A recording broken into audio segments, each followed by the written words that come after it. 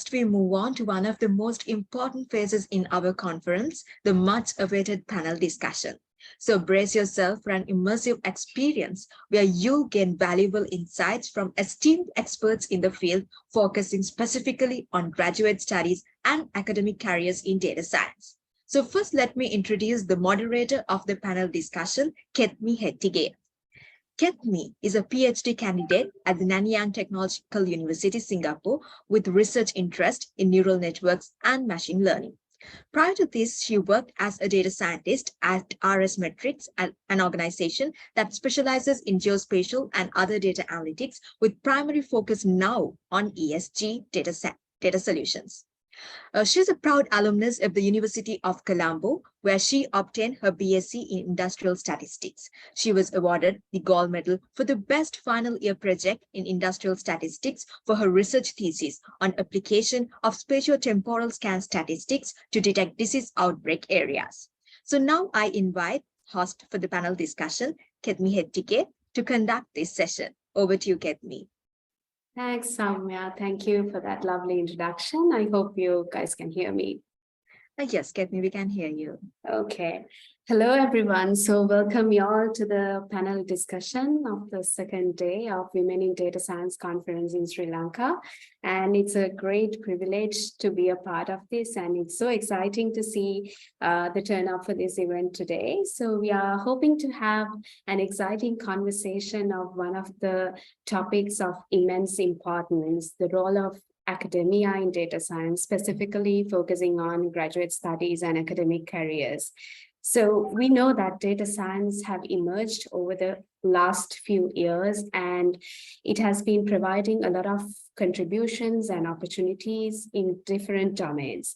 So as we navigate through this dynamic landscape, today we are specifically focusing on the role of academia in nurturing and developing talent in the field of data science.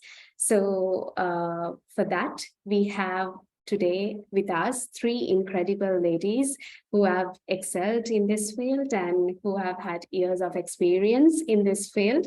So without further ado, let me introduce our esteemed panelists for the day. So we first have Dr. Rushani Wijesuriya, who is currently working as a postdoctoral biostatistician at the Clinical Epidemiology and Biostatistics Unit at the Murdoch Children's Research Institute in Melbourne, Australia.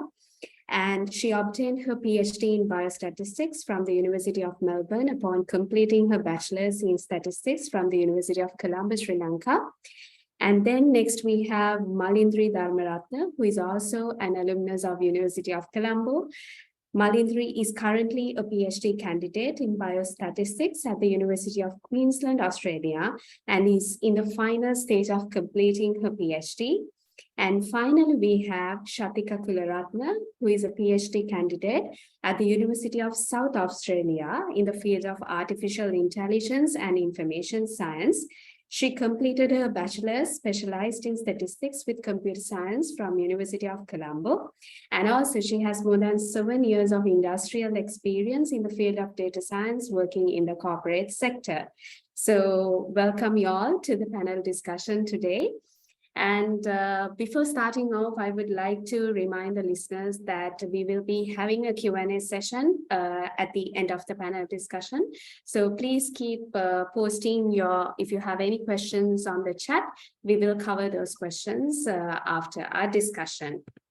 So today, basically, we will be focusing on graduate studies and what it is like to do a PhD in data science and what kind of opportunities are out there for you to do in the academic pillar of data science. So let me start off with a very basic question for all three of you. Was doing a PhD a part of your plan? Why did you choose to pursue a PhD? Let me start off with Dr. Rushani. Thanks, Kethmi. Thanks for that lovely introduction. That was wonderful. So yes, for me, it was definitely in the plans. I just wanted to do it sooner rather than later. So yeah, for me, the answer is yes, it was definitely a plan. Okay, what about you, Malindrie? Thank you, Kethmi. Okay. Yeah, so for me, actually, it was not in my plans at the beginning. But when I was actually looking, after completing my honors, when I was looking for jobs, that's something that came up. And then I actually joined academia. So for me, the next step was to do a PhD, and that's how it led me to doing a PhD. Okay. So Shathika, the story is different for you because you've been working in the industry for such a long time. And why did you choose to transition from the industry then to the academia after working in so long for in the corporate sector? And for me was that after doing my bachelor's, I had never I didn't have any thoughts of doing a PhD or doing a career in academia. So that's why I joined industry straight away. So while I was in the industry and applying whatever the techniques that I learned during my bachelor's, I found there is a research gap. Maybe there's lots of knowledge incorporated by the domain experts. So I just wanted to find a research method under supervision of experts in the academia, how to incorporate that knowledge into the machine learning and deep learning techniques. So that motive pursued me to switch my career from industry to academia and pursue a PhD. Okay, that's great to hear. So let me ask you, what kind of projects are you currently involved in? Because all of you are either in the final stages of your PhD or completed your PhD. So what kind of work are you involved in right now? Let's start off with Shathika. Okay, so my research area is mainly about artificial intelligence and information sciences. So where I try to extract knowledge from unstructured data, which is not in a structured manner, maybe like text, images. And I just want to extract, what I'm trying to do is I just want to extract that domain experts process knowledge. And the latter part, I'll be trying to incorporate that with ML or the deep learning techniques. So right now I'm working on that extraction of the domain experts and representing that data where we could use for the machine learning and deep learning activities. Okay, what about you, Dr. Rushani? Yes, so maybe I'll start with my PhD work that will sort of help me explain the other work that I'm doing currently. So with my PhD, my PhD was in biostatistics. So basically, applying statistical techniques in public health domain.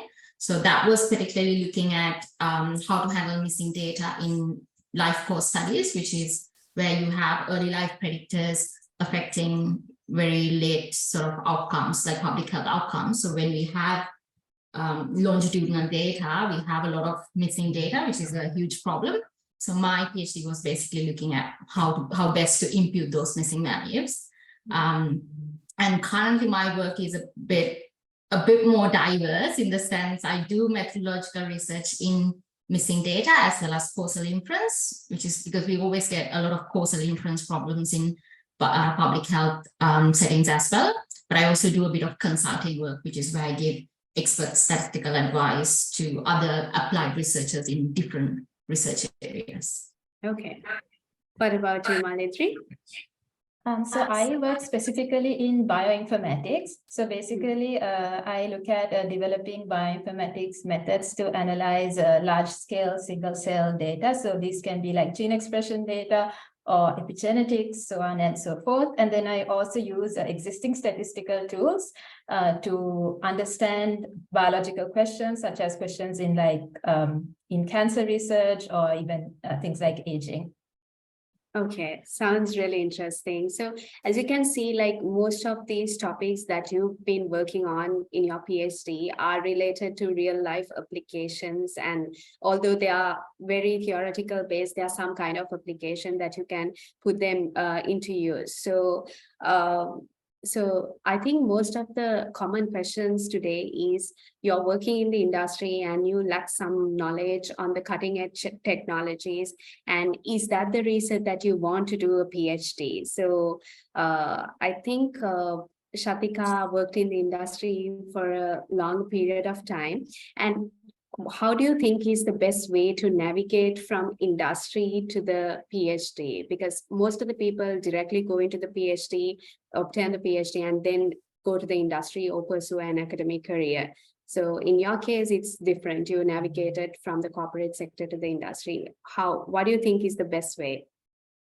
I don't think like there's a best way. Like it depends on what you really want and what's your purpose is. So in my case, there was a purpose for me to like look for a PhD or work under proper supervision of best academia, where I couldn't get that knowledge from while I was working in the industry. So that was motivated me to like switch from industry to academia. And it doesn't mean that I will continue my career in academia. I might switch back to industry as well. And also, I just want to say, when I was looking for opportunities, since I had a bigger purpose, I had a purpose of a field where I want to do some research in. So when I was looking for opportunities, I just looked for subfields of the bigger purpose that I wanted to, the area that I wanted to. And then I was looking for some opportunities based on that area. Yeah, that's what led me to find an area which is applicable to my purpose. Okay, right. So it's important to discover your purpose and discover your aim before applying to any of the PhDs. So, and this is one of the other common questions that all of us get on a daily basis. Like, how do you get into a PhD and what's the process of applying? Because most of the students or most of the individuals who are in this industry are trying to get into a PhD, and it's quite competitive nowadays. So I think when it comes to Rushani and Malindrie, the process is a bit similar, but for Shathika, it's different because it depends on the country, depends on the university and a lot of other factors. So Dr. Rushani, why don't you explain how the application process for you to get into the PhD in Australia? Yeah, sure, Kethmi. So before I lose my train of thought, I just want to add about that purpose bit about, when doing a PhD, I guess. So what I wanted to add is sort of when you're sort of fresh out of your graduate studies, you might not really know what your purpose is, and it can take a bit of time to figure that out. And I think that's okay as well, because it doesn't mean that just because you chose to do a PhD, like Shathika told, like you have to stick with that. You can always pivot and find opportunities elsewhere. So I don't it's good to have like a reasoning behind to actually go into a PhD program, but you don't have to have it all figured out in the sense. So basically with my process with applying for PhDs was a bit, it was a sort of like a very long-winded process, I guess, if you sort of put it that way. So when I sort of finished my undergraduate studies, I knew that I wanted to sort of do a PhD in public health or biostatistics narrative field. So what I sort of started doing with is I sort of started reaching out to supervisors, like potential supervisors. I think that's sort of the most common way of, maybe if I'm wrong, Malindrie can add to that, but it's sort of the most common way of sort of starting your PhD, if you're going to be doing a PhD program in Australia, sort of like the starting point. Because in Australia, before you sort of do a PhD, you have to find a supervisor that's willing to support you, as opposed to other countries like the US, where you sort of go into a master's program and then later on find a PhD program. So I guess this process starts with just reaching out to potential supervisors in the area that you are interested in. So that's what I did. I did reach out to several supervisors. I can't remember the number off the top of my head, but it was sort of different universities as well, like University of Melbourne, La Trobe, and different, like sort of differently ranked universities, just so that you have a good chance of like getting into a PhD program, I guess.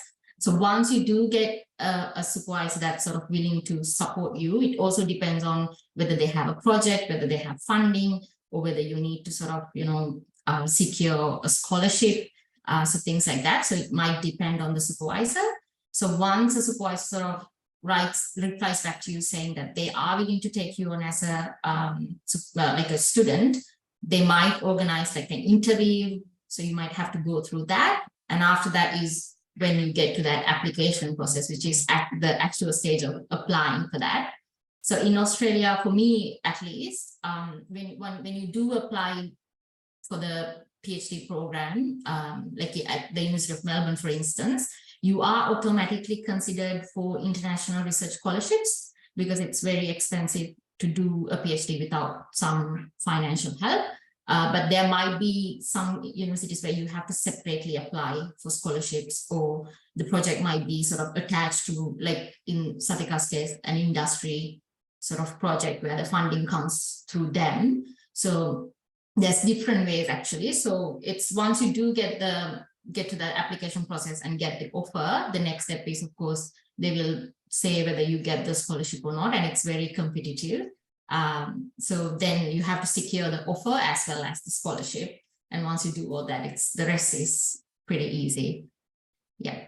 Okay. Yeah. So it's not an easy process, right? Like yes, it took me actually a year for the whole thing. Right. Okay. So Shathika, I think in your case, it's quite different because it's not funded by the university and it's kind of a collaboration, right? Would you like to share with us how that process is happening if you are going for a project-based PhD? So when it's come to project-based PhD, what happens is there's a partnership between the industry partner and the university. So industry partner, maybe they're having some innovative requirements where they want to really work on. So what they do is they partner with the university and they give that specific requirement for the university along with the fundings. So then university finds the right like panel of supervisors who are the expertise in that particular area, and then they scope out the project or whatever the bigger area of the project, and they put it up as an advertisement on the university website. So when you go through like different university websites, you will get to see these project-based PhDs where you already get to see the rough brief scoping of the project plus the funding or the scholarship as well. So as Rushani said, like it's not a separate process and you don't have to worry about the who are the experts or who should be your supervisors as well, because if you go through the brief description of the project and then find out the supervisory panel, and if you check their profiles and if you feel like their contribution for the research for the research domain is really good and that fits your purpose or whatever the objective that you're looking for, then you can, like, you're already sorted with the supervisory panel, and at the same time the fundings also come in with the project. So one disadvantage of a project-based thing would be that at the end of your project, I think like you need to fulfill the requirement of the industry partner as well. It's not that like you're coming up with some novelty, some novel findings or something. You need to ensure that whatever the outcome that you find out should be applicable, and your industry partner or the industry supervisor. And also I just want to mention, when it's come to supervisory panel, like you have a set of academic supervisors, and at the same time you have an industry partner as well. That is, he's also like a professor level or a doctorate person who gives you the application, like guide you on the application and how that you could apply in the domain. So because of that, you have to make sure whatever the outcome that you are going to come up with is applicable for your industry partner. Okay, got it. So when there's an industry partner, do you have any special commitment? Like, is there a bond to work afterwards for that particular company or the supervisor after completing your PhD? Or is it just you just have to fulfill the basic requirements of delivering your application? In my case, I have just signed, there's nothing, no bonds or anything. That just that they're going to fund me for my PhD project for that 3.5 or 4 years time. But it would be a privilege for me if I could get an opportunity to work for them afterwards, because I'll be working somewhat related to that. So I remember initial discussions with my academic supervisor. He said that at the end of this particular project, you will have this opportunity to decide whether it's academic or industry again, because both the doors are open for you, and it depends on how the outcomes comes and what you want at the end.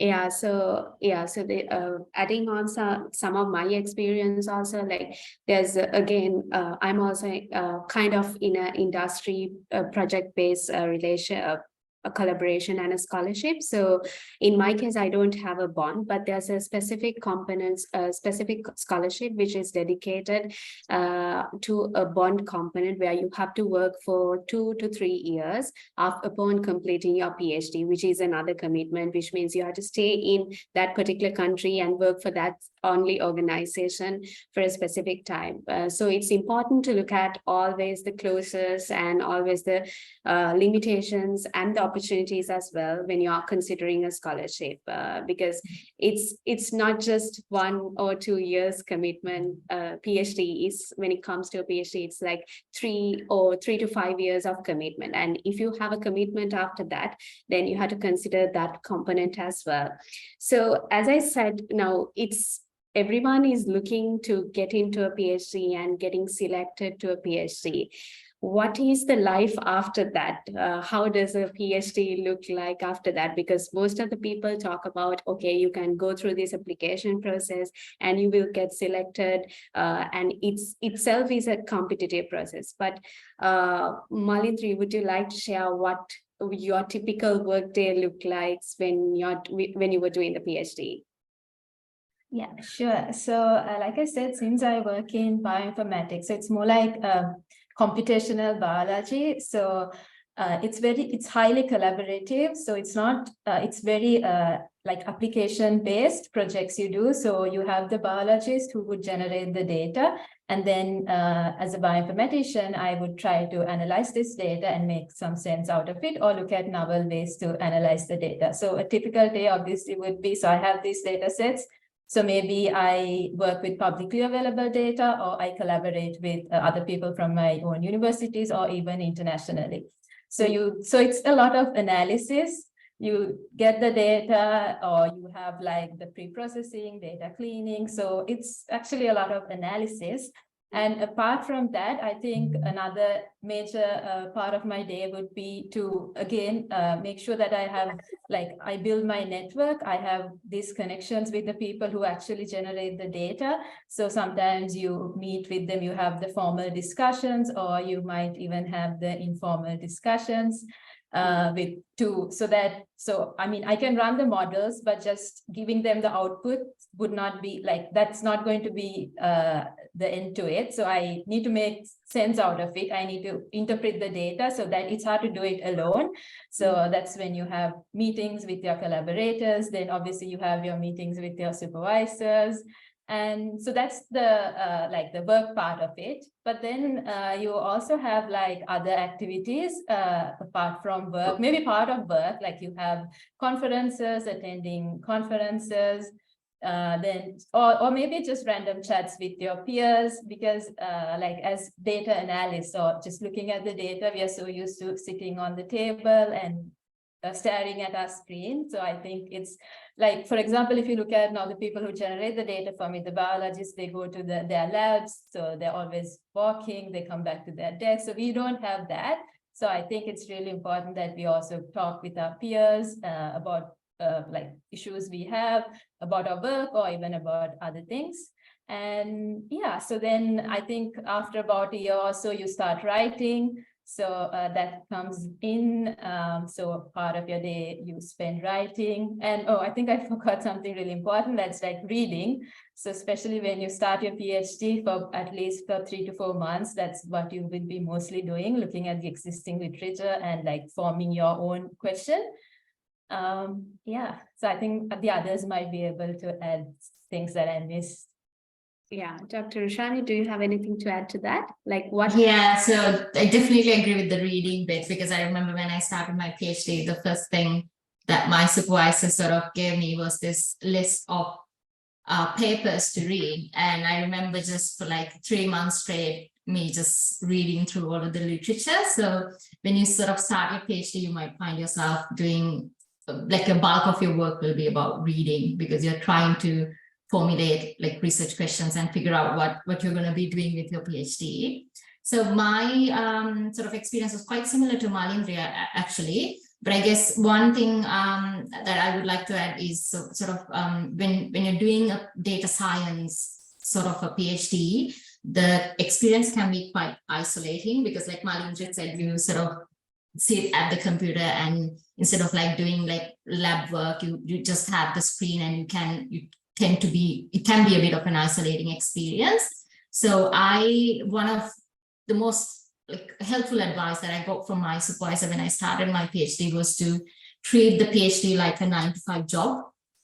In the sense, so I was actually, I actually had my dedicated desk with all of the other biostatisticians who were actually working in that research institute. So I actually felt like I was going to work. So I felt like that was really important for me to set that like work-life balance and to sort of like move away from that isolation, because I was able to sort of chat to other peers, go for lunch with them and connect with people so that it was not so isolating as it would have been. And the other thing is, so in Australia, at least when you start your PhD, you have a lot of workshops, especially during that first year of your PhD, like writing workshops, like how to do a literature review workshop, like things like that, that can sort of help bring a bit of like, I guess, a diversity and like a bit more like to make it not so monotonous in the sense of the work that you do, so that you have a bit more variation.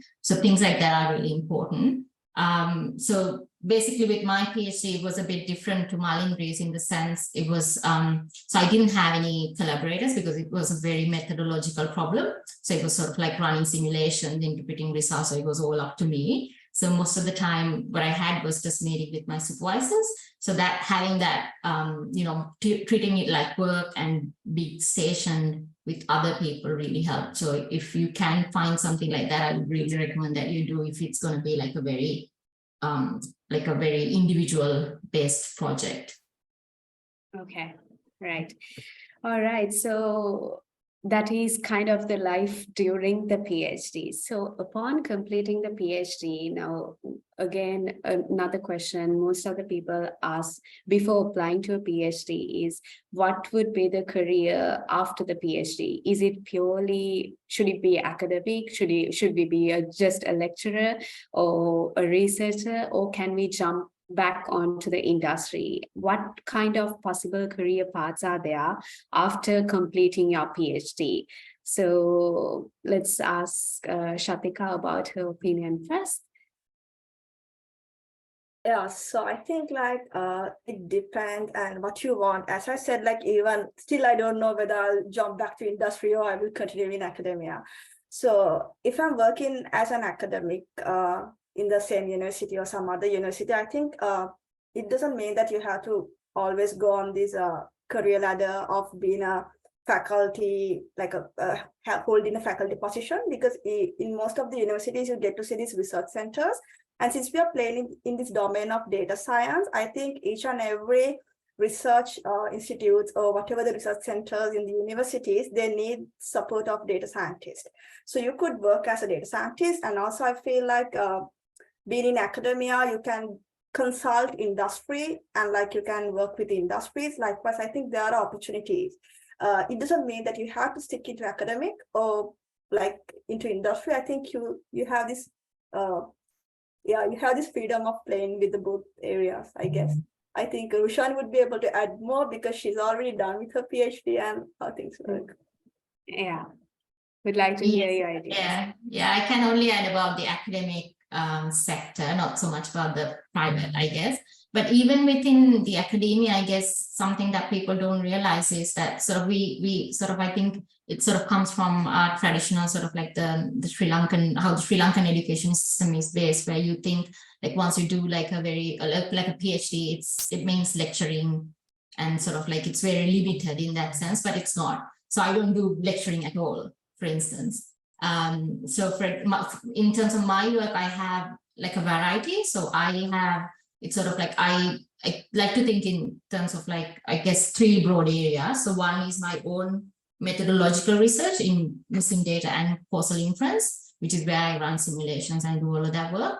And then I also do a bit of consulting where, like I said, where I give expert statistical advice to other researchers who are doing pediatric research. So my methodological research is actually sort of motivated by the problems that arise in those areas. So it's actually like a very an interactive sort of an area where I get to sort of work on problems that actually matter as well, and also give my expert advice to them on how best to do their research.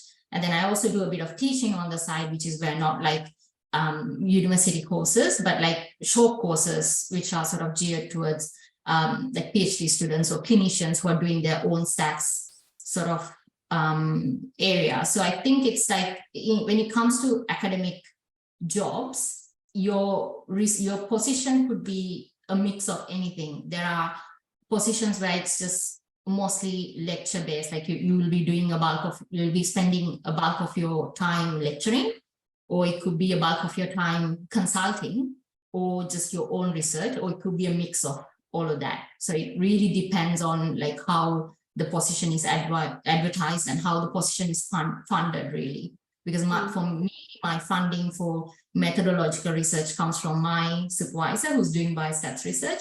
And then for that collaborative bit, I'm funded by the other researchers. So it's how the position is funded really inside academia that really determines what you will be doing. And it's really, there's a lot of variation when it comes to jobs in academia. So in a nutshell, the opportunities are multifaceted, and like you can go into different pathways according to your preferences, even if you do a PhD, and it's always customizable, right? As you said, so according to your preference, that's a great advantage. So now, Malindrie, I would like to ask you, do you think it's mandatory to do a PhD to go up in the ladder in the field of data science? In my opinion, I think no, because when you say data science now, like we talked about, so you see it applied in academia and even in the industry. And when you say academia also, like what Shathika said, if you want to be a part of faculty or if you want to manage your own lab, yes, I think it's very common to see people that all lab heads do possess a PhD. But for example, you can still be in academia, like you have research assistant jobs, you have even research officer jobs with a master's qualification and with relevant years of experience. You can basically work in academia. And even in the industry, if you look at, I don't know the stats or the numbers, but it's not that everybody who has made it up the ladder do possess a PhD. But however, having said that, something is that we see that people are taking PhDs more, like the uptake is more, it's more common than like 10 years ago or so. So the trend is like increasing upward. So we don't know whether in the future, whether it will be a requirement, but I would say as at now, it's not. And what's really important is the skill and your experience and like, what are the projects you have been involved in? Like, for example, if it's in academia, again, yeah, like your publications. So it's not just having a PhD, but I think it's important developing your skill and also what you want to be. Like, I think most of the speakers touched on that, like where you want to be. Do you want to be a lab head, or you don't want to manage your own project, but you still want to be involved in research? So yeah, that's my opinion. Okay, thanks. So even if you have a PhD, there are certain skills you require to go into a good position. Like PhD is not the only thing to get a good job out there or go up in the career ladder. So there are certain soft skills still that you will need to get a good position. What are your comments, or what kind of soft skills do you think is important, specifically in data science and working as a woman data scientist in this field? What about you, Dr. Rushani? What do you think? I guess for me, one of the most important skills that I sort of developed through the PhD, I guess, is the ability to unlearn and relearn. Because like how we're taught in the undergraduate years, or like even master's level programs where the assessment is basically assessment based or assignment based, there's always a correct answer. But once it comes to real world problems, there's no correct answer. And you'll find like most of the stuff that you've learned so far doesn't really apply. So you have to sort of really make conscious effort to unlearn all of the stuff that you've learned, and sort of be open to like have a more sort of like an open mind. For example, like an example that comes to my mind is like from yesterday's keynote speech as well, like causal inference, you know, like how we've always been taught to, from undergraduate years, not to interpret things causally, but suddenly there's this uptake of causal inference and like a renewed interest. So you have to sort of unlearn things that you've sort of, how you've been trained. So that's an important skill. And the other thing is, I guess in my work, communication is really important, because like as data people, we sometimes tend to forget that most of the lay people or other researchers don't have that same, you know, understanding of some of the concepts. So I think if you're going to be working in like because data science is a very applied and a multifaceted sort of an area, and so you'll always find yourself working in an applied area. So you need to be able to clearly communicate like how you're doing things and the results to your collaborators. So I think communication is key as well. Another thing, I guess, if you're going to be sticking in academia, another important skill that comes to mind is academic writing. And you might find that, especially if you do like an undergraduate thesis or a PhD thesis, that academic writing is a different sort of a skill in itself, which is very different to English speaking skills or English writing skills, because it takes a bit more, I guess, conscious effort to like explain things simply in a very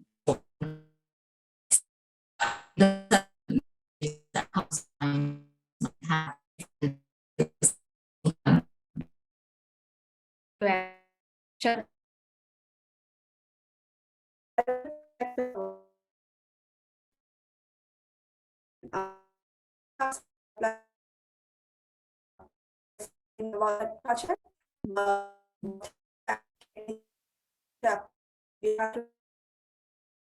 we rarely like don't reach out because we think like people might not respond back. But I think like when I was starting my PhD, I remember like I reached out to one of the seniors who sort of graduated from the same university, but was at the University of Melbourne. And she really helped me sort of find details about the supervisors and how the, you know, how the PhD program is. And so things like that help. So just reach out to people. It could be people that you know or people that you don't know, but if they've gone through a similar experience, I think that's learn about those things, because otherwise you have to experience the program to know about those things, but it sort of gives you that added advantage. So connect with many mentors as you can when you think of sort of getting into a PhD program and even beyond that. Any advice that you would give? So after my bachelor's, completion of my bachelor's, I thought, okay,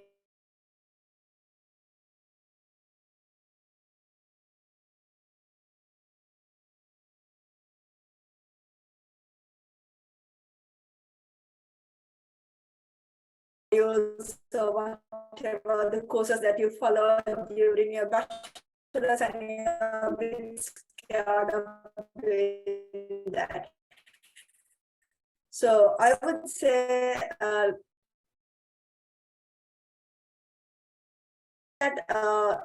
no one has to, like, nobody has to, like, never you fail with a bigger purpose. You could switch the way that you want based on whatever the requirements and whatever the eligibility that you have. Okay, thank you so much for all those advices. I hope that would be helpful for the audience who are tuning in today. So that comes up to the end of the panel discussion, but we are opening the Q&A session now. If you want, you can unmute yourself and ask any question from the panelists here today, or else you can post your questions on the chat. Are there any questions for the panelists?